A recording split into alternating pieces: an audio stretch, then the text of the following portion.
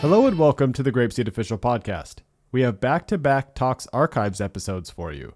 Today's podcast features clips from a great discussion on the topic of making the lesson plans your own. Enjoy!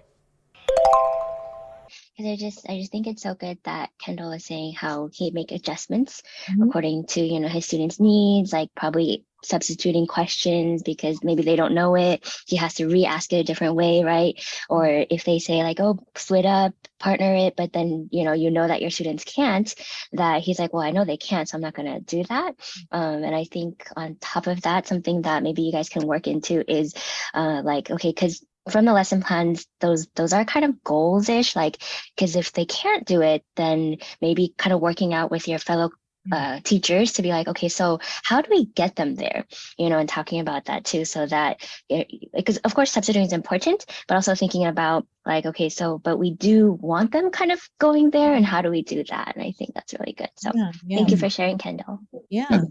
I guess especially that becomes crucial is when you're teaching the same group of teachers with multiple teachers, like sharing ideas, communicating, and then helping the students succeed would be crucial versus having the same students for the entire year, right? I think that's a very good thing, Grace. I think a big thing for me, I've been trying to promote in my classroom over the last year is building up students. So an example, if I know that their level is low, for example, teaching them about 8. So I'll say, oh, what day is today? And then they'll be like, oh, Thursday. And I'll say, oh, today is Thursday. Yesterday was Wednesday.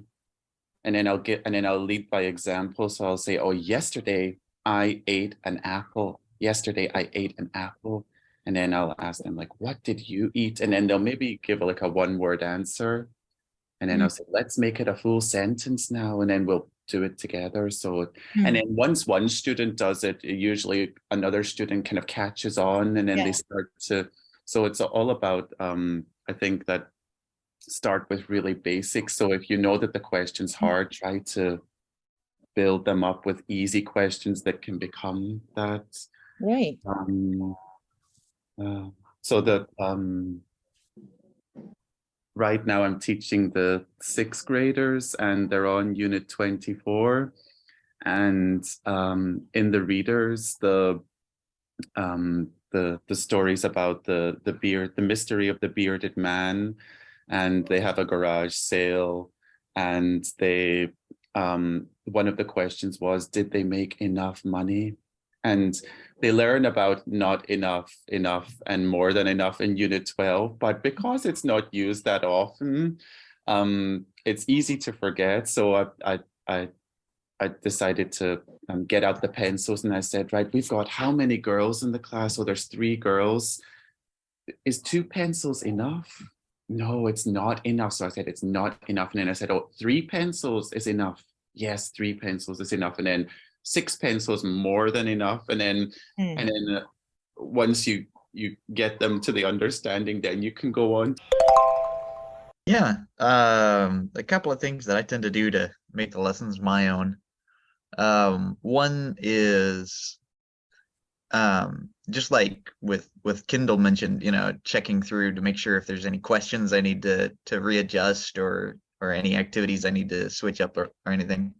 One thing that I've noticed that I seem to have 2 different ways of reading questions. I have the kind of natural asking method where I'd say, hey, how many children are on the train? And can you count how many? Which was actually a couple of questions that popped up in my last lesson plan. But the first time I looked over it, I thought, can you count how many? That doesn't make sense.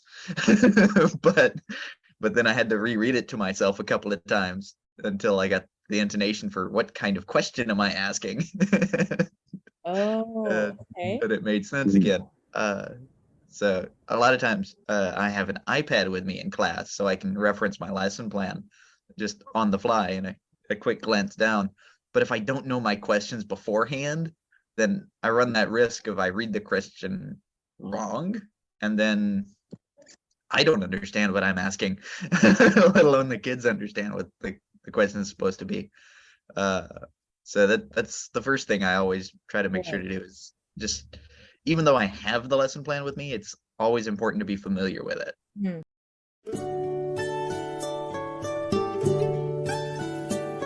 Goodbye, my friends, goodbye. I'm sad to say goodbye. It was a good day, but now I will say goodbye, my friends, goodbye.